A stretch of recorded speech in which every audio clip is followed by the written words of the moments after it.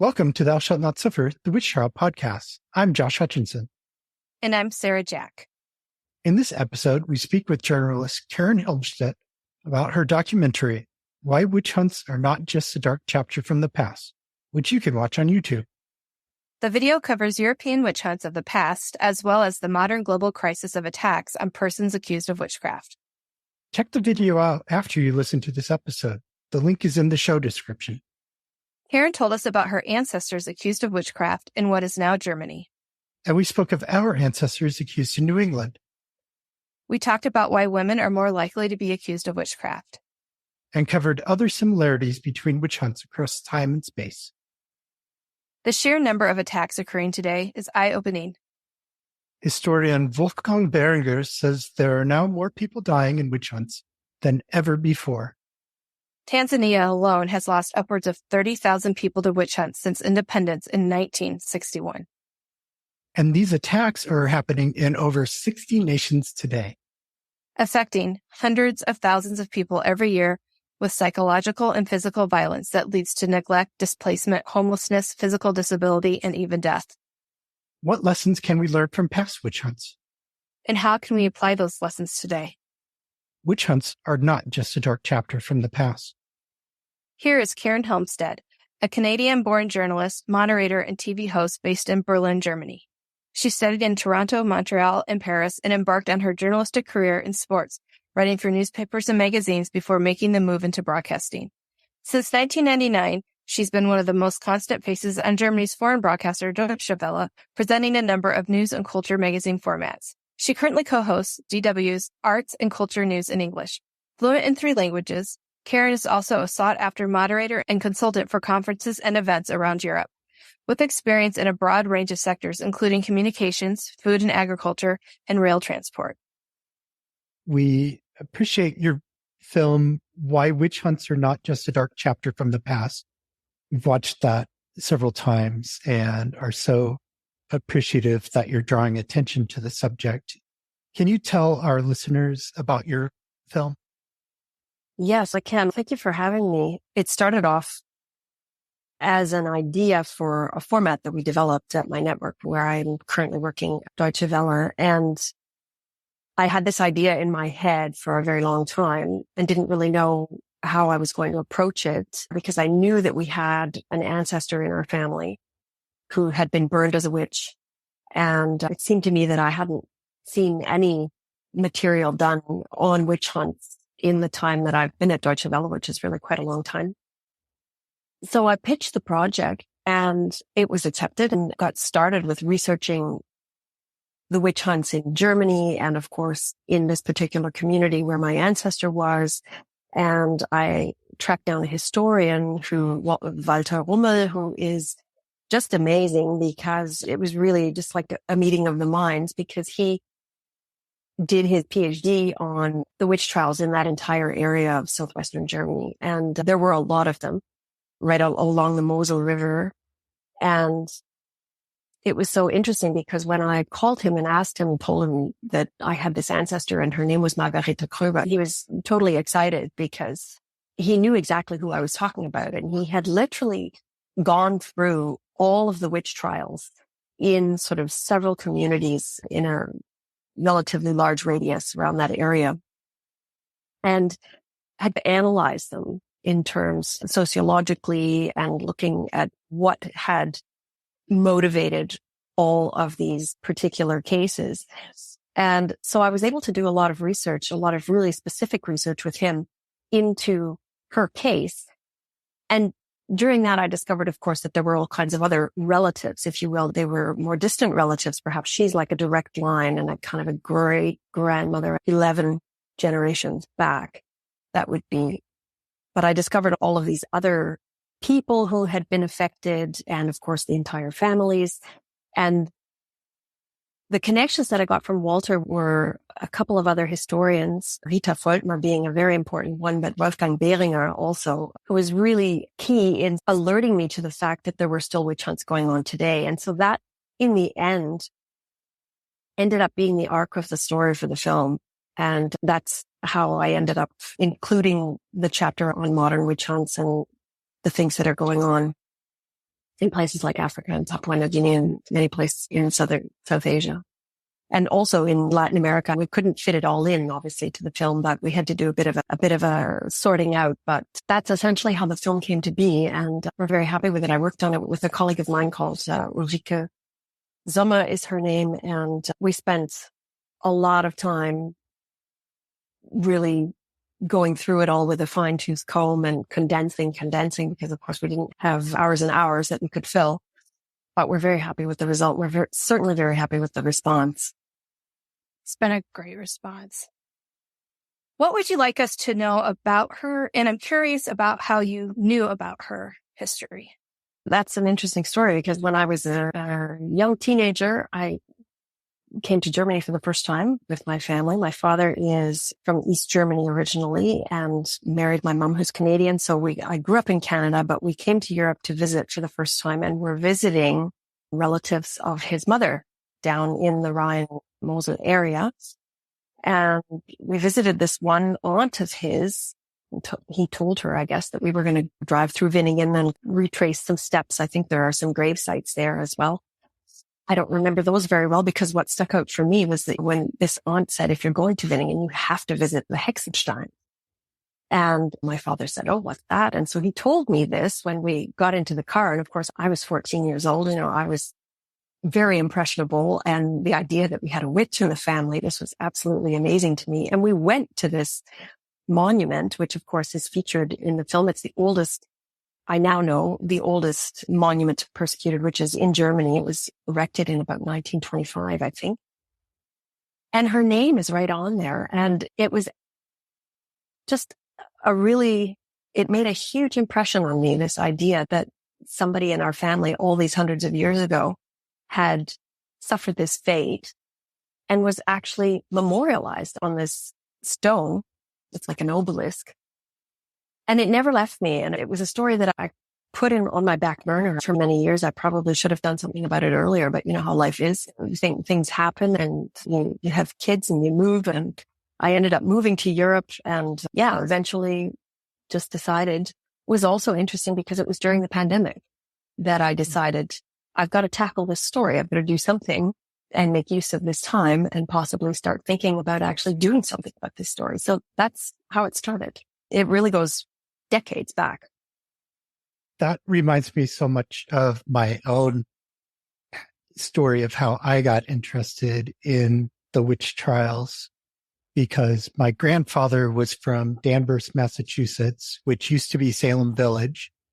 And there is the Rebecca Nurse Homestead, the property of one of the well-known victims of the Salem witch trials. And at that property, there's a monument to her. And there's also a monument to people who defended her. And my ancestor, Joseph Hutchinson, is on that monument. But the way they spelled the name, it's JOS''H. So it looks like it says Josh Hutchinson, which of course is my own name. It's your own name. I saw that in stone at the Rebecca Nurse Homestead, and I've just been fascinated with the witch trials since then. Yeah, it's an interesting thing to look at a kind of a legacy like that. And interestingly enough, when I went to Winningen and started the research, I asked about that monument. There's very little known about the motivation for having put it up or who exactly put it up. I couldn't find an awful lot of information about that. There are mistakes on it as well. It's not complete. And as I discovered, the mother of my ancestor was actually the very first woman burnt as a witch in Winningen. So the whole thing started with her. And the date of her execution is actually wrong as well, if you look into all of the trial records. So Walter Rummel ended up being really helpful to me because I found an old secondhand copy. I searched on Amazon and found an old secondhand copy of his thesis, which is a book, and spent ages reading it. And just my jaw just kept dropping further and further. And I would get on the phone to my dad and say, you have no idea how many people, really quite a lot of people, because interestingly enough, of her generation, Margareta's generation, not only she was accused of witchcraft, but also her cousin. As I say, her mother already was killed 11 years before. her aunt, so the mother's sister, and then every single one of her brothers and sister-in-law. So in other words, of that one particular branch of the Klurba family, they executed all the spouses. So that's interesting. And we can talk a little bit more about why these things happened and what Valderrama was able to tell me, because even he found that pretty extraordinary, that a family was so taken to the cleaners, as it were, in that sense. Yeah. Do you want to speak more about that right now? It's interesting because the historians that I spoke to, so Rita and Wolfgang and Walter, and I spent really a long time talking to all three of them. The belief is generally accepted that all of the people who were burned for witchcraft or accused of witchcraft were healers and wise women and cunning women, midwives, herbalists, all that kind of thing. And so that was, of course, one of my first questions when I was talking to them. And they told me that based on their research, and this doesn't necessarily have to be the case for everywhere else, like for instance, in places like Scotland or in places like some of the Eastern European countries, but certainly in that area of Germany and in their experience and their analyses of the trial records, which are copious in many regions, in certain regions of Germany, and in this one in particular, there's hardly a midwife to be found. That's really not the case for any of these victims. So what was at work was social ladder climbing, if you will. There were sort of tiers of society, and there were levels of society that essentially wanted to take out slightly more powerful or wealthy individuals. But she came from quite a wealthy winemaking family and married into my father's mother's family. So that's where the Klurba name comes from. And her husband was a judge, and he was one of a long line of judges. And afterwards, his son became a judge. And a lot of these professions seemed for a while to be handed down. So you were in a bit of a social set. And it seems that another branch of his own family was not happy with the amount of wealth, I suppose, that was accumulated, the amount of influence that they had in the town. And I think it was very much a tactic to go after these men by literally taking out their wives, accusing their wives of witchcraft. And there was also the one man involved as well. And he was one of the wealthiest people in the town at the time. And you share in the film that women were about 80% of the victims in the European witch hunts, and that they continue to be targeted today as predominantly women are accused of witchcraft. Why do you think that is, that women are more likely to be accused of witchcraft? That's also one of these interesting questions that I think obviously there is the misogynistic element, the fact that women had a lesser position in society at the time, and there were reasons to want to get rid of women, to get rid of uncomfortable women. But I guess what was very interesting to me was to learn just how many men had been involved. And it was almost always a question of wanting to usurp their influence and their power and their wealth. With the women, it's tricky, I think. The misogynist element is there, and it was possibly very much sparked by some of those early texts by people like Heinrich Kramer, the Malleus Maleficarum, which I mentioned also in the documentary. These seminal texts that described what a witch was about gave rise to a lot of the imagery that was created around witches and witchcraft. And those were primarily female, simply because someone like Heinrich Kramer actually had a real bone to pick with women. He was somebody who had tried to go after a woman in Austria for witchcraft. And I think that effort was foiled, actually. And then he left Austria and wrote that book. And a lot of the trouble started there. There was trouble.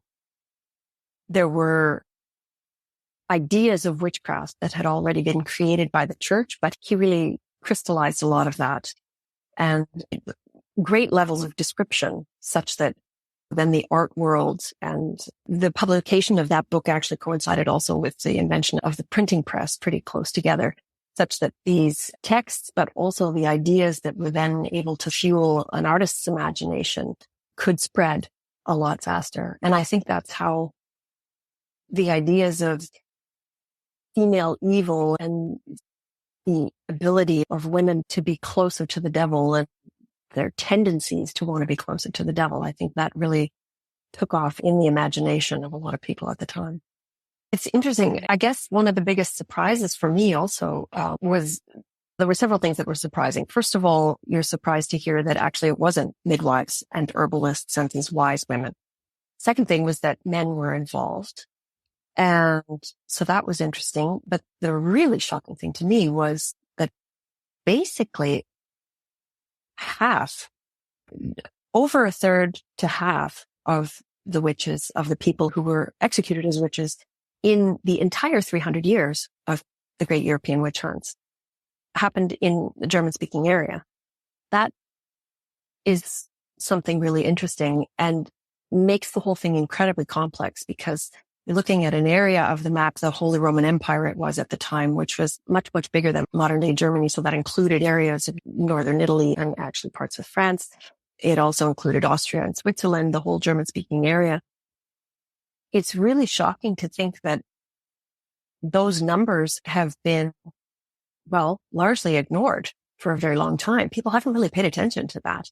When you think back to a number of the traumatic things that were happening in that part of the world at the time, and my ancestor was killed in the midst of the 30 Years' War, which was just devastating.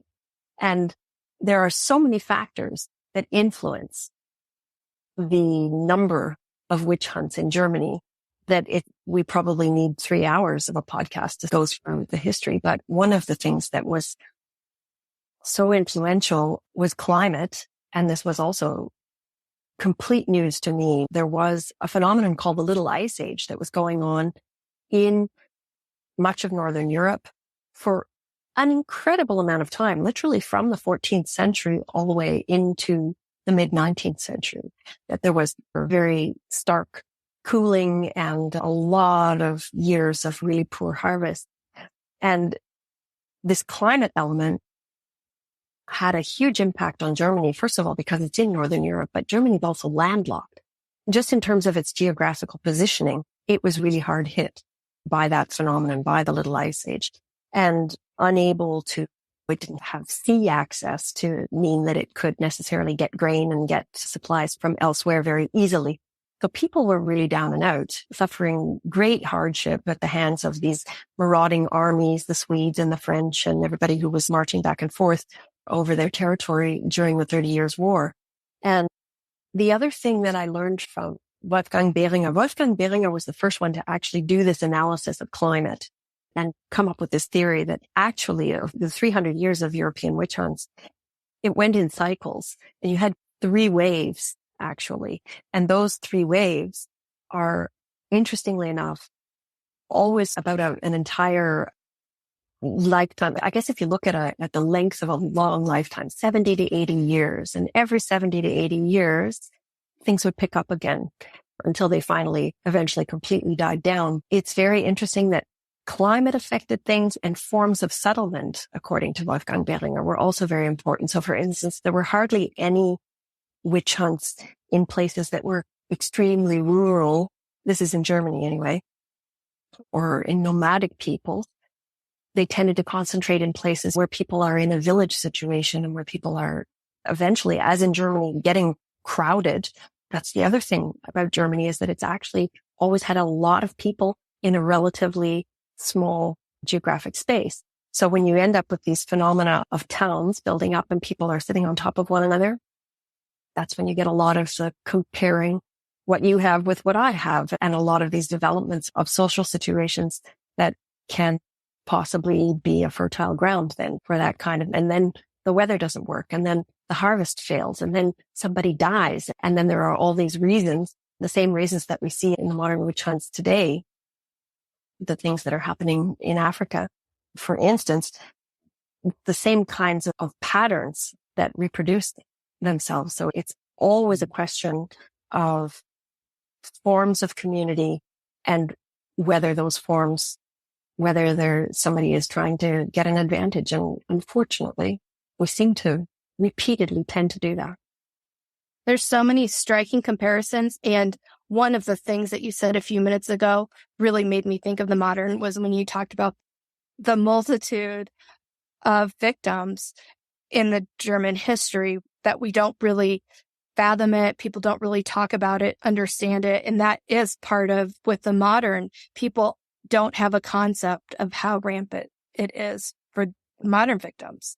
Yeah, it was upwards of 25,000 people in Germany, which is just a staggering number, really, when you consider that it's between 50 and 60,000 all told. So that's including places like Iceland, Norway, Sweden, all of the other countries where witch hunts did happen.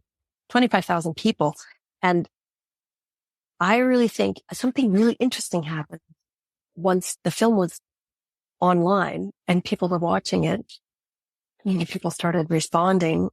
I had a number of really interesting responses from women in Germany who said, why haven't we looked into this more deeply in terms of what this can mean or has meant or means continually for female identity in Germany? How many cases of generational trauma are there that have never been considered? And when you look at some of the work that's been done in Scotland also, for instance, by the Witches of Scotland, Claire Mitchell and Zoe Venditazzi, who've been doing that fantastic campaign up there, they've looked into a lot of the cases in Scotland and actually talked to social scientists who have indicated that when you take a family like that, you completely snuff out their wealth, usurp their fields and their lands, or possibly even their livelihoods. You completely demote that family. That family has to start again from zero, and possibly those families actually never get back to the position that they had or never get back to the actual. It has a knock-on effect or a domino effect, if you will, very far down the line in generations. That was something that was really interesting to me because I think it's interesting to look at what people have said. And I've had a lot of response from people who have, like yourself, Josh, who have some relatives that was affected in the Salem witch trials or in Connecticut or in Scotland or in England. And the ideas are really so multifaceted in terms of how these particular tragedies have affected the different families. The stories are, well, as long as my arm, the list, it's amazing.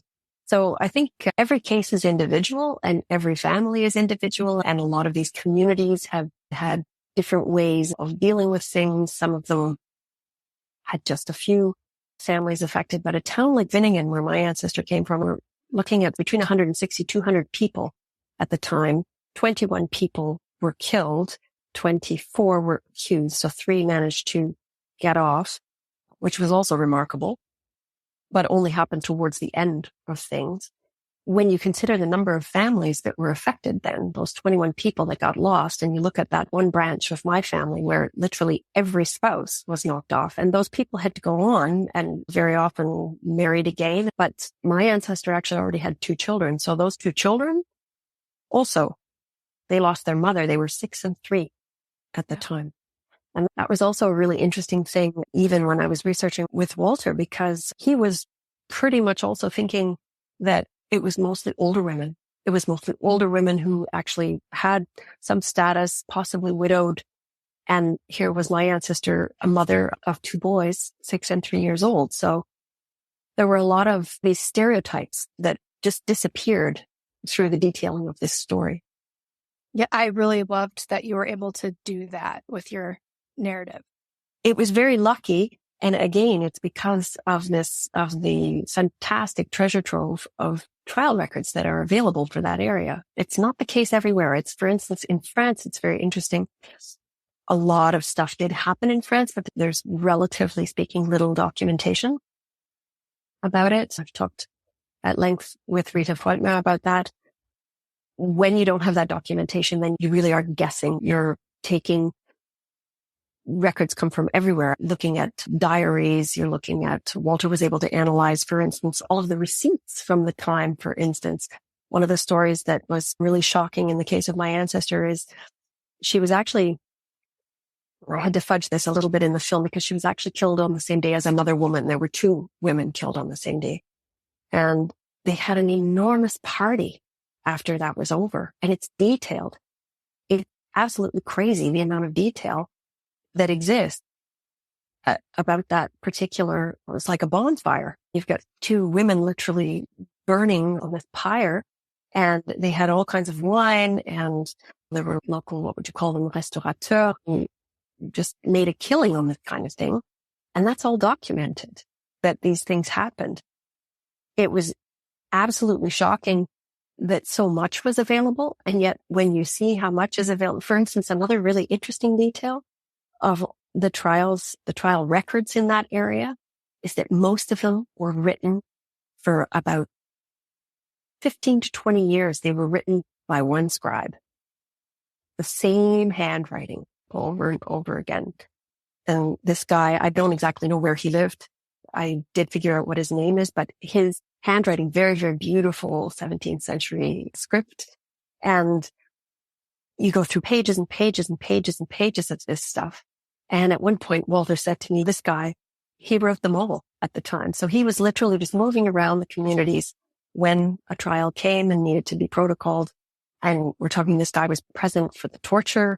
He was present for the accusation, for the witch commission, basically accusing the women, and then they were tortured, and then they were executed. So there were all these phases.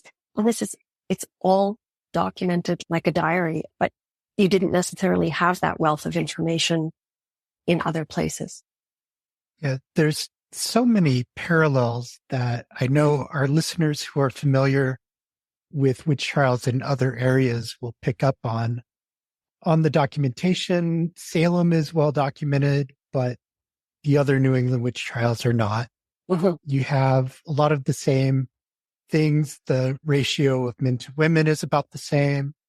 It's something like 80 to 85% were women in New England. Salem was a little bit heavier with the men. There was maybe a quarter of the victims were men. But you have the same things going on with the little ice age, the crop failures, the storms. You have the situation where people believe it's the midwives and healers, but it really wasn't. You have warfare or tension as if war is coming played into it. The local economics played into it. In Salem, overcrowding played a role because there were refugees from warfare that came into Essex County, where Salem was the seat. And so there were a lot of extra people vying for resources as well. So there's really it's remarkable how the European, New England, and modern day witch trials, it flows.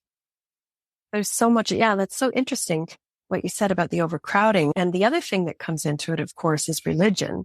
And another really surprising thing that I discovered, because everybody thinks the Catholic Church was the main motor of the whole thing.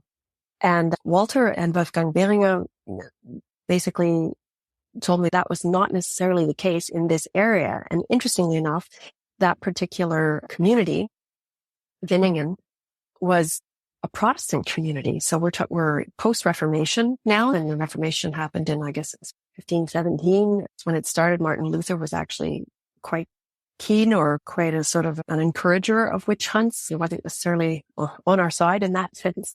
But you had this Protestant community surrounded by other Catholic communities.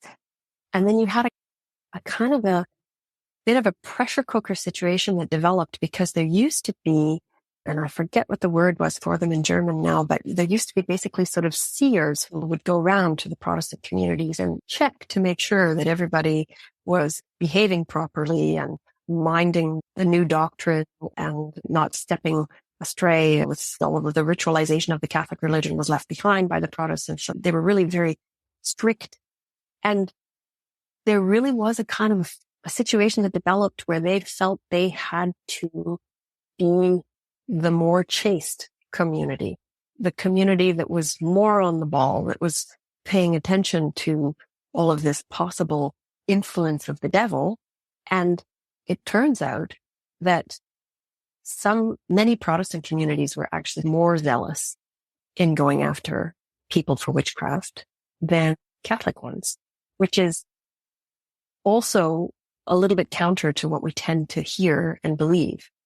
But it's interesting that France, which is a predominantly Catholic country, Portugal, Spain, they had much lower incidence of witch trials than Germany did.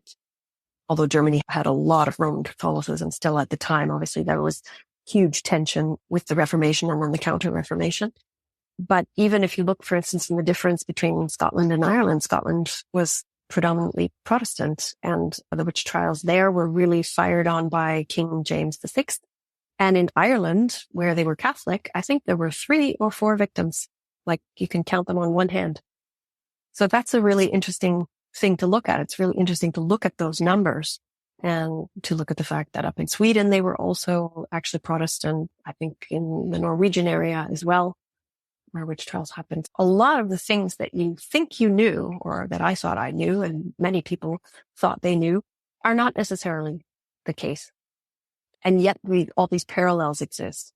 And the one thing that I remember Rita was saying to me, that she couldn't believe that people were still thinking that it was midwives and herbalists, because there really is so much evidence to the contrary.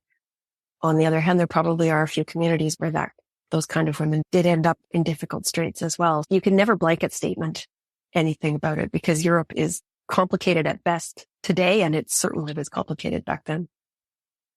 This idea of a religious cleansing or purification that you bring up, I think, is important in the European witch trials. We spoke with Mary W. Craig about Scotland, and when the Kirk became Protestant, they were getting rid of the old Catholic rituals, and they also came down harsh on people who had the still pre-Catholic mythology and what they termed to be superstitious beliefs. So it was really the heavily Protestant areas that were seeking this cleansing, and there were lower incidents in like the Highlands and Islands, which were still more Catholic.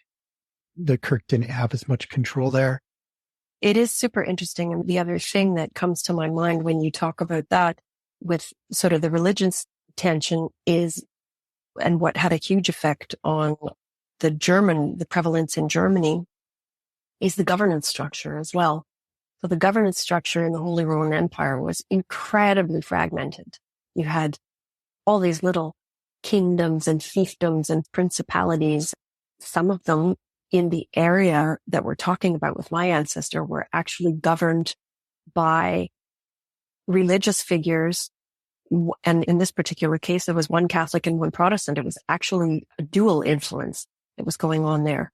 And when you had that kind of fragmented governance from the top, what it allowed was less centralization in terms of the laws. And what happened was that you ended up having these situations like a poor harvest or something terrible has happened in a community. And it was the people. It was actually usually a bit of a grassroots movement that decided this person is a witch or that person is dangerous for our community. Let's go after them.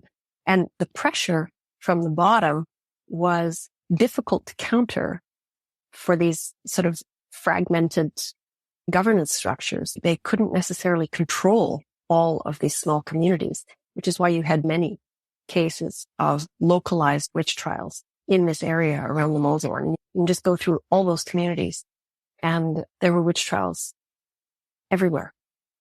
That's actually another theme that I've noticed in England and New England, that witch trials occurred largely at times when the government had less control.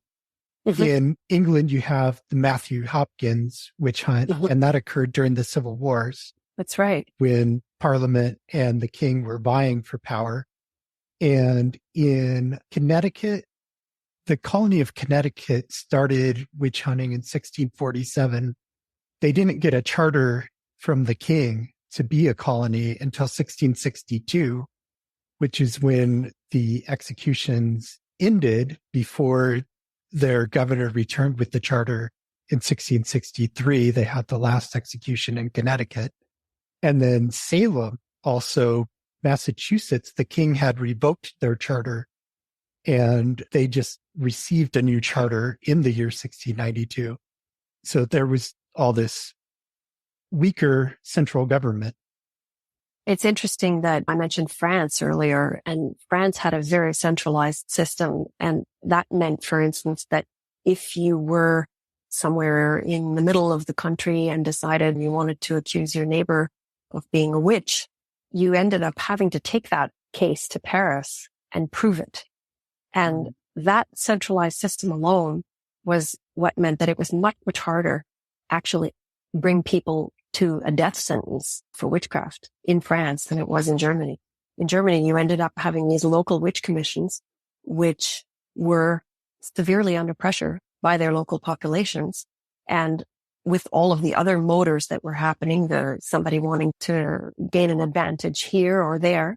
And that's why a lot of real chaos happened, certainly in that period between 1630 and there's another community in Germany, the city of Bamberg, you might have heard of, is down in Bavaria or in northern Bavaria. And it was just decimated back around the same time between 1628 and 1632, I think.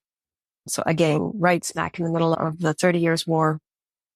And I think over 1,000 people were burnt there. And you ended up literally with, I think, it was Walter who quoted one of there were the writings of some religious man. I should figure out exactly who that was so that I can quote it properly. But there was these religious eminences would travel through the countryside. And this one made an observation that the entire countryside was literally smoking pyres.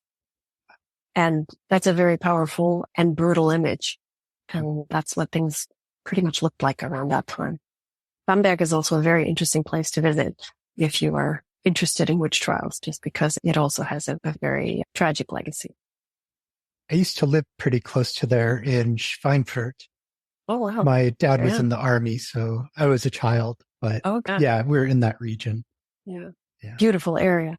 Oh, yeah, gorgeous. I loved it. Could you tell us what the Witch Commission was? It was basically a group of people who were local magistrates, but not necessarily all. Groups of local men who had the backing of the local governance. And there were usually about 5 or 6 of them that would come together and then create a bit of a power node within the community. And once you got denounced to them, then you had to prove your innocence. And the interesting thing with the trials, the way they happened in this area of Germany, is that they insisted on a confession. You deny that you're a witch, it's not a confession.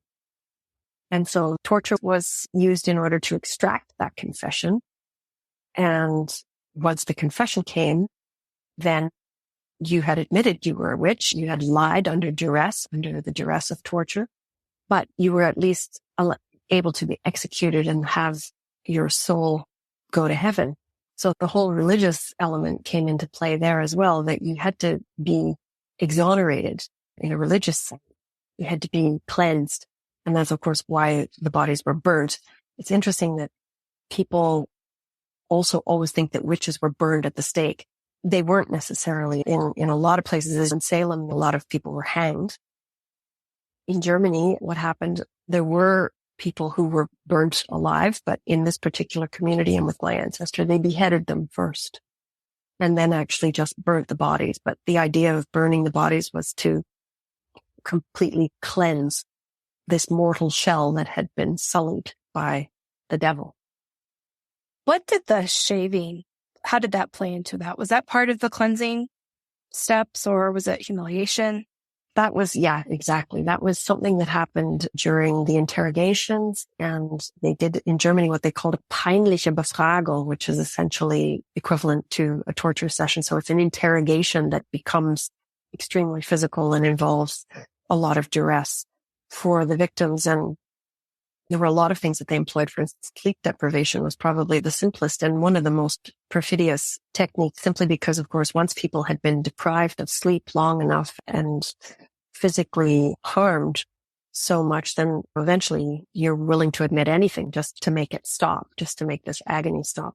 But the shaving was for two reasons. One, it was humiliation, especially with the men. The men were shaved completely, beards were completely taken off. But it was also with the idea of being able to locate this devil's mark, which at the time they believed every witch would have. You were pretty unlucky if you had something like a large conspicuous mole or any kind of conspicuous birthmark. Something like that, of course, could be construed as something like dirt. And that's one of the reasons that they shaved their bodies as completely as possible. But it definitely also had an element of humiliation. Yeah. And two of those themes you just spoke to are also present in the modern day witch hunts. In your documentary, you spoke with the woman who was shaved, and you showed images of someone who had been burned. And recently in Nigeria, a woman was burned alive, and that's garnered a lot of attention. Yeah, we haven't talked about Leo Igwe yet, have we? And Leo is someone I discovered really on the basis of the fact that I had learned this from Wolfgang Behringer, that there were so many witch trials going on in the modern world, which of course, if you haven't been paying attention to that, it's amazing how many people still comment after watching the film that they had no idea that this was going on. Researching further, I found Leo Igwe and talked to him. And he has this advocacy group, the Advocacy for Alleged Witches. And the tales that he can tell will just curl your hair. It's happening all over the place in multiple countries in Africa. And it's interesting that from what I understand, it isn't necessarily there always something where the communities themselves are using the word witch. That's an English word that we've imposed upon it, but the mechanism is the same. Something has happened in the community. Somebody needs to be scapegoated, and it ends up being a woman or an older person who, for some reason, is either easy to get rid of and possibly there's something to be gained by getting rid of that person. The mechanisms are all the same, but they're not necessarily being called witches. They are being accused also even by local healer people who decide, okay, let's get this person out of the way. So there's a lot of, I think it's just the same societal mechanisms that are happening there. And we call it witch trials, but it's not necessarily how those communities are understanding it with that particular word. Yeah, they're finding the culprits of misfortunes, and those culprits are using powers outside of natural phenomenon to influence. What is going on in so many places in Africa, and so many of the cases that Leo Igwe is dealing with is just utterly brutal situations. What we showed in our film, the women being banished or having to literally escape to these witch camps and witch villages, which are places that are essentially just a refuge for women who can no longer be a part of their family. They can no longer be a part of their community. It's really tragic. And did you visit a witch camp? I wondered how you got your interviews with those women. They were really powerful interviews. Indeed. And I have to do a shout out to Isaac Kaledzi, who's our correspondent in Ghana. And we worked very closely with him, and he was able to travel to northern Ghana because Gambaga is up in the north, quite difficult to access. It's also quite difficult because of the language differences. So he had to find a translator and was able to visit and get that footage for us. So unfortunately, I didn't get to visit it myself. On the other hand, it's a pretty tough journey. But Leo Igwe has done field work there, so he's definitely been to a number of those villages. Seeing the captured testimony of the women, seeing them visually, knowing what Leo's message has been, and then it was really brought together well. And I just think it's so important for people to hear from those women. Yeah, indeed. They don't get a voice often enough, and I think the idea of what Leo is doing is trying to be able to integrate them back into their communities that sometimes is successful and oftentimes is not. It's really tough as well that there doesn't seem to be a lot of political will to change things. There are even cases in some African countries where they've been wanting to bring witchcraft back into the penal code. It's very difficult conditions, of course, because every community is so different. All of the countries, they're dealing with multiple languages, traditions, make it extremely difficult to penetrate with one clear message about that kind of thing. I guess Leo's point is that education is the only hope to change it. Yes, he's working on his critical thinking initiative, which I think will be very helpful. But in the documentary, Wolfgang Behringer has some very eye-opening quotes about the scale of witch persecutions today. He says that there are more witch hunts happening today than there were in the European witch trials. And I noticed some more parallels there. You were talking about the witch persecutions in Africa and Asia. And right now we're experiencing climate change. There's famine. There's large number of natural disasters occurring.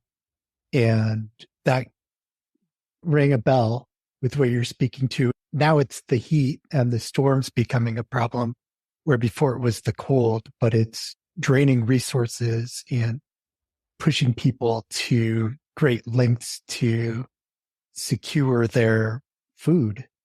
People need a reason they have to understand, find a way to understand what's happening. And I know that with the communities that Leo is in contact with, a lot of those communities they're very rural, and there's not necessarily a lot of formal education. And as long as you've got traditional beliefs in magic and superstition, and as long as those kinds of things are there, in the absence of widespread formal education, that sort of pushes that stuff off into the realm of superstition where it belongs and not actual crime, then yeah, he's up against I guess we can't talk about it enough because we're only going to make a dent at this point, but a dent is a dent. You have to start somewhere. He's certainly doing a lot of good work. Oh, he definitely is. I also have noticed that there's a lot of religious conflict in many of the areas that are hotspots today. Nigeria, I know, is a very divided country religiously. In Papua New Guinea, we've read about intertribal conflict. So these other tensions are also happening, as well as the economic pressure. Indeed. And I remember when I was talking to Wolfgang, it was so shocking to me because I think he mentioned that literally just one country like Tanzania had more people killed more than 50,000, which would pretty much totals what happened in the 300 years in Europe. And that it's almost bizarre or impossible to even conceptualize that. But I think what's going on there is that populations are so much bigger. The population of Nigeria is literally booming. It's the most populous country in Africa, and it's growing all the time. So I think a lot of these issues of resource scarcity and the overcrowding that you mentioned, for instance, that was even happening in a place like Salem, that's going to be happening very acutely in a lot of places in Africa. Just as one example, because of course it's not just there. Yeah. South Asia, there's a lot of problem with that as well. Speaking to how widespread it is, I even read this morning a case here in the United States in the city of San Antonio, Texas. Just this morning, there was a report from the San Antonio police that a man allegedly shouted, "It's time to kill the witches," and then swung a sword at an acquaintance, cutting his nose. So it's everywhere. It's not Africa. It's not Asia. It's worldwide. The Americas, everywhere. To get back to the comments section on the documentary, that has been hugely eye-opening because a lot of people also in our modern times identify with nature religions like Wicca. They identify, that's another point that we touch on, is that witchcraft is something that is very attractive in turbulent times like what we're experiencing. And there has definitely been a bit of a renaissance going on. I would say it's been going on really quite a long time, at least 5, if not 10 years. I think if you talk to people who are really in the milieu, they will say that they've been noticing it for a good decade. But a lot of the comments that have come in, because we asked for people to share their stories, and people have been very forthcoming with some of the stories that they shared. A lot of stories have been of personal persecution or of the fact that I am this way, I practice this, but I'm very quiet about it because I know that a lot of the cases that are mentioned are happening in the United States, and people do not feel safe declaring or openly saying that they practice a religion like that.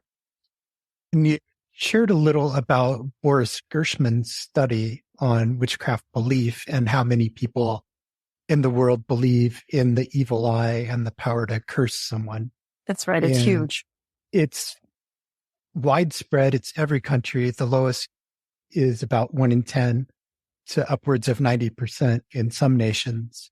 In America, 1 in 6 people believe that there is this evil witchcraft occurring, not this peaceful Wicca nature-based belief. They believe that any form of witchcraft is inherently evil. Indeed. And I think there's a lot of clashing with the Christian religious beliefs without going too far into sort of saying that it's fundamentalist, but there are very extreme beliefs out there. And I think certainly judging by some of the comments that have arisen, you realize that some have a very black and white view of how these things can be. But happily, a lot of responses have been ones of respect, with call for respect as well, of all of the different interpretations that witchcraft can take. And they are many. You talk about how the archetype of the witch, the view of the witch, has changed in modern times. And we've seen portrayals in film evolve over time to go along with that. And I wonder if you could speak to any of that. Yeah, that's the whole sort of popular culture thing, which I guess it's interesting. When I started researching this, I said, okay, I'm going to do a film on, I'm going to find out about my ancestor, and then I'm going to do this arc over to witches and witchcraft in popular culture. And it just goes on and on. You get into a kind of I don't even know if you could call it a rabbit hole because that's too small. It's more like a spider web, and it just goes and goes. It feels like a universe and then another universe.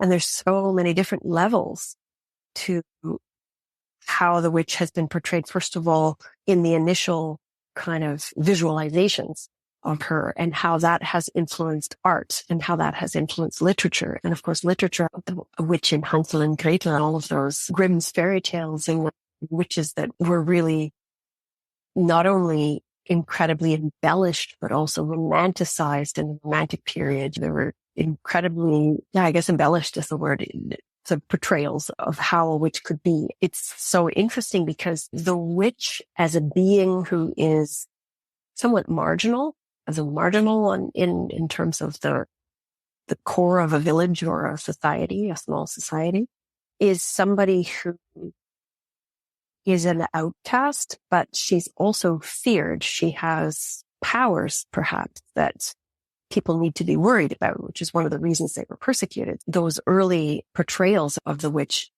were really something that you could invert and make and claim for yourself. This idea of her being a powerful woman who says, my way or the highway. I don't need the rest of the community. I can survive on my own and make my own rules. Well, I think that's been a very attractive aspect of the entire concept of witchcraft and the idea that you could possibly then create and influence your own life with magic is something that's different. Again, you've got the Wicked Witch of the East and the Wicked Witch of the West, and then of course the Good Witch. And I think it's interesting because those images have also really influenced how we think about witches in popular culture. And they're everywhere. They're everywhere. And they're quite often extremely compelling individuals and extremely, obviously in many interpretations, very sexy individuals. And I remember when I was a kid, even before I discovered, so I hadn't left Canada for Germany yet. I had not yet made my first foray to Germany or to Europe. So I had no idea that we had a possible ancestor who had been burned as a witch, but I was completely into witch novels and various stories of witchcraft and a lot of that kind of thing, simply because they are attractive figures. I had that same experience when I was like a tween. I was reading any book that had a witch character in it, or if the teens or the neighborhood kids were fearful or looking for somebody, or if their home was near a graveyard, like any kind of book that Occult. I could find like that. Yeah, I indeed. was reading it. And Me then too. when I was 15, I found out that my ninth great grandma was Rebecca Nurse from the Salem Witch Trials. Oh, so you're both related to the same person. That is so interesting. Yeah, we're related to her through her sister, Mary Esty, who hanged. One of our other colleagues, Mary Bingham, is also a descendant of Mary Esty. And then I also descend from Rebecca because their grandchildren married. But it was a great aunt that had been doing family history. And for a long time, all I did was have this little pedigree on a piece of paper. And it said Rebecca Nurse hanged as a witch in Salem, 1692. And I just didn't really do much for a long time on that. I just had no concept of the significance of that. What you said when you spoke to the pop culture and the archetype of the witch, I found so much of what you said very important. So thank you for articulating all of that. And it isn't lost on me that a lot of these countries right now with vulnerable women who are experiencing violence, their culture isn't in a place where Western culture is with women in power. They don't have that opportunity to try to seize back power or find an identity like we can here. And I was just thinking about that, how that is definitely, they're in a different, where they fall in the social order. And I mean, they have all of that stacked against them now. Mm-hmm. Very interesting. It's interesting that your ancestor was also your ninth great grandmother. So was mine. It is really interesting. When I, of course, sent the link to this film to my entire family in Germany, because actually I have a lot of relatives here. And it was so interesting that everybody knows that stone because we have family reunions traditionally every 4 years or so with the German side, my father's mother's side. And it's so interesting that we take a Sunday walk up to that stone. So I've been there many times and we always talk about it and look at the names on the stone and there she is. But nobody was very interested in finding out more. So in the end, a lot of them were really delighted that I did find out a bit more and that we now know a bit more about her. And she was quite a feisty piece of work too, which is, I think, possibly the finding that I was happiest about because I felt really like I had been able to sketch her personality, figure out exactly what she was like, read some of these really key entries in some of the protocols, the trial protocols, that let me know what kind of a person she was. Yeah. And she was a person who really spoke her mind. And that also possibly didn't play well for her.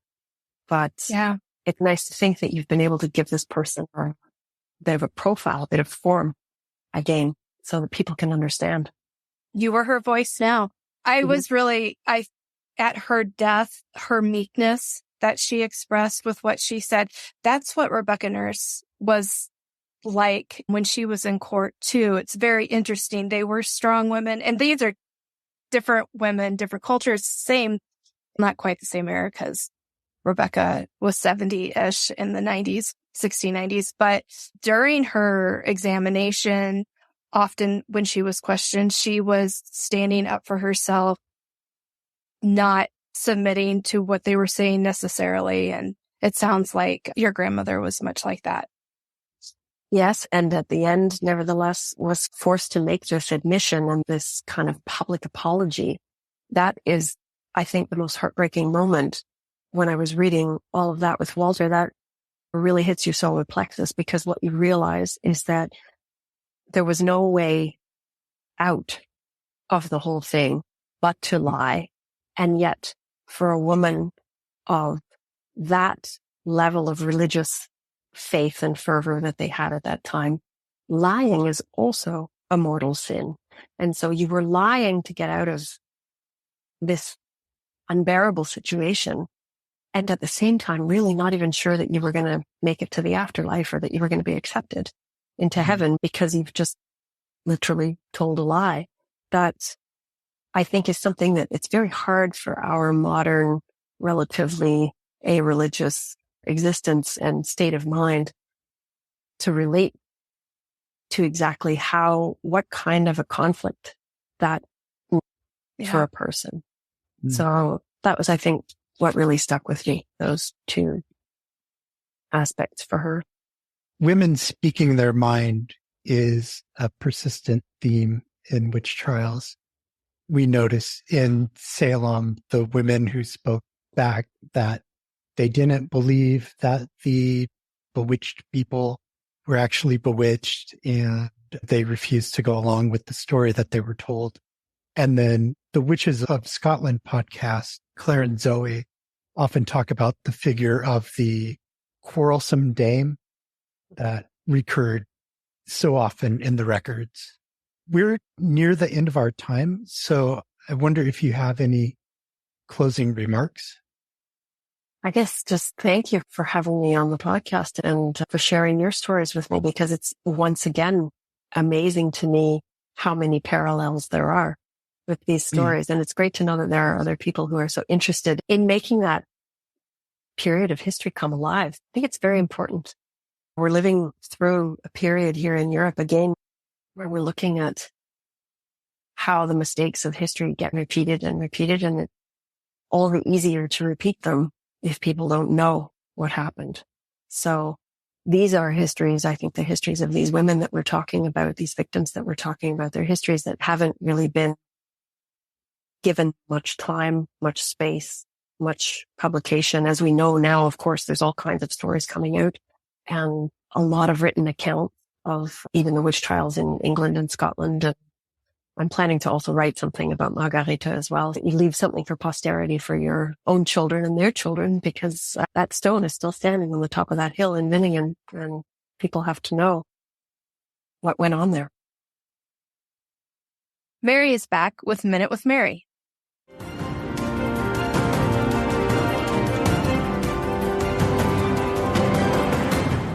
The fun for me is deep diving into the documents to help tell the stories of the people who lived so long ago. When I started my work on Sarah Wilds, I read every online article I could find. Then I read all the entries in every book on the Salem witch trials I could find. Most said the same things about her, like she had an unsavory past based on 2 court cases, which are often quoted way out of context. Finally, I was able to purchase a copy of the records of the Salem Witch Hunt, my Salem Witch Trial Bible. It is a collection of all the available documents verbatim and in chronological order. I studied all of the depositions offered for and against Sarah, the petitions, her jail transfers, and everything else included in the documents, which were now at my fingertips. Looking at the original sources allowed me to get a glimpse of her life, her relationship to her husband and her son, as well as her neighbors. Not any other book tells us that her son Ephraim thought of his mother as a friend. The primary document pertaining to his position for restitution does. Where is that document? In records of the Salem Witch Hunt. No other book tells us that Sarah shared a cart with Anne Pudieter on her return trip to the Salem jail from Ipswich, except records of the Salem Witch Hunt. No other book quotes Sarah when she angrily said to John and Joseph Andrews, "It is a brave world if everyone did what they would." After all, they took a sigh from a tree after Sarah said that there was none to lend. Records of the Salem Witch Hunts mentions this. This book is a must-own for anyone seriously studying the witch trials. Another great source for putting together great colonial stories, Records and Files of the Quarterly Courts of Essex County. This is the source I used for the story I will tell in next week's Minute with Mary about the supposed witchcraft allegation against Joanna Town, the mother of Rebecca Nurse, Mary Esty, and Sarah Cloyce. Tune in next week. It's a great story. Thank you.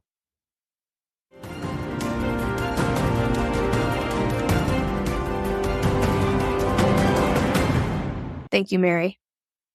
Now here's Sarah with End Witch Hunts News.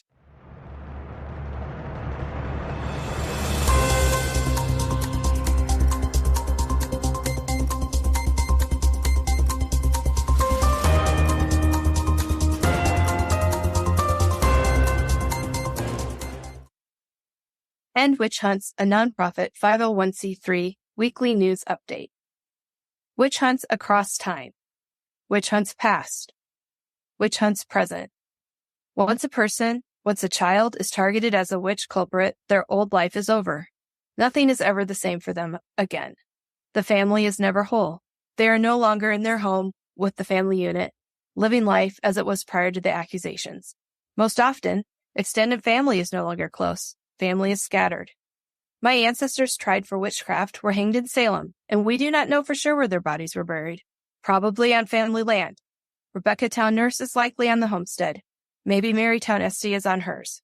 We do know many of the Town families scattered out into other settlements, other colonies, after the Salem witch trials. My ancestor tried for witchcraft in Boston and was acquitted. But to date, records after the trial giving any sort of timeline for the remainder of her life have not been identified. Her life course was altered. What happened to Mary Hale? Her daughter, my ancestor, tried for witchcraft in Connecticut, also acquitted, disappears from the record. We know she and her husband fled their land in Wallingford. We know where some of their daughters settled, but to date, Winifred Benham disappeared from the record after her final witch trial. What became of 4-year-old little Dorothy Good, arrested and tried for witchcraft in the Salem witch hunt? What happened to enslaved Tituba after the trials were over? We know nothing of Tituba's fate. Due to uncovered records in 2022, we know the unfortunate course Dorothy's life took. It was unsettled. She never landed on her feet. There was continued turmoil and misfortune. Learn more about those records next week on Thou Shalt Not Suffer podcast when this important, newly uncovered story is told by Rachel Chris Doan of the Salem Witch Museum. What happened to those accused witches of the past is not unlike what is happening today. Today, thousands of people are targeted and hunted. They are believed to have used sorcery or evil to cause misfortune to their family, neighbors, or community. In many, many countries today, misfortunes like dangerous weather and unexplained sickness or death are still believed to be caused by humans doing supernatural harm. In Ghana, women are hunted as witches, and thousands of them are now in refugee camps. These refugee camps are known as witch camps. The women sent away to them are alleged witches. They are innocent. They are not witches. These are not witch camps. These are refugee camps loaded with forgotten women, women who have not forgotten the life they were torn from, women who carry the visible scars and damage on their bodies from the attacks they endured. They survived brutal attacks, but now they are set aside. Their existence is buried in the past that they were plucked from. They are barely surviving. Many of them do not survive. Thousands of women did not supernaturally cause mischief and misfortune. They were vulnerable, and now they live a life uprooted, suffering from what has been done to them. Once a child is targeted as a witch, their old life is over. Nothing is ever the same for them again. The family is never whole.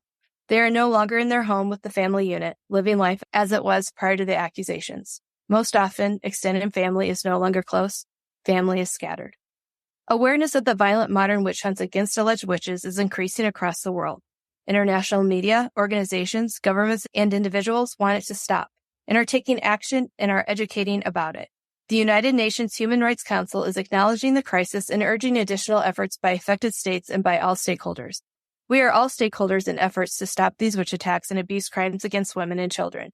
When you see it in the news, read about it and share it. Educate yourself and others. Today you've heard from alleged witch descendant and journalist Karin Helmstaedt. Go watch her documentary today. Share it today. Her documentary, Why Witch Hunts Are Not Just a Dark Chapter from the Past, features important interviews with several experts, including advocacy for alleged witches director Dr. Leo Igwe, Witches of Scotland advocate Dr. Zoe Benetozzi, modern attack victims, and witch trial historians. You will see the faces of modern witch attack survivors and hear from their own voice what has happened to them. Please see the show description for the link to watch it. The Connecticut Witch Trial Exoneration Project has started to collaborate with individuals and organizations in discussion about a future Connecticut State Witch Trial Memorial.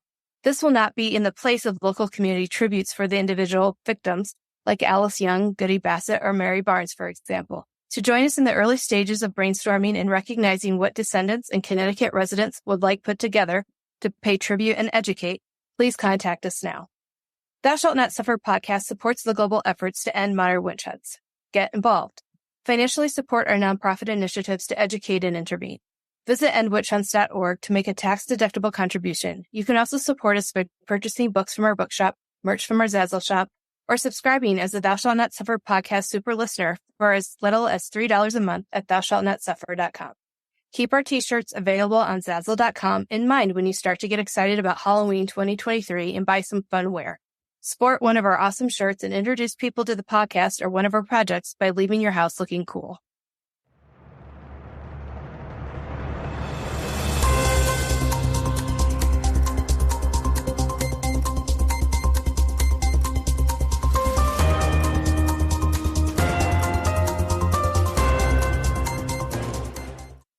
Thank you, Sarah. You're welcome. And thank you for listening to Thou Shalt Not Suffer, the Witch Trial Podcast. Join us next week. Subscribe wherever you get your podcasts. Visit thoushallnotsuffer.com. Remember to tell your friends about the show. Please rate and review on Apple Podcasts or wherever you listen. Support our efforts to end witch hunts. Visit endwitchhunts.org to learn more. Have a great today and a beautiful tomorrow.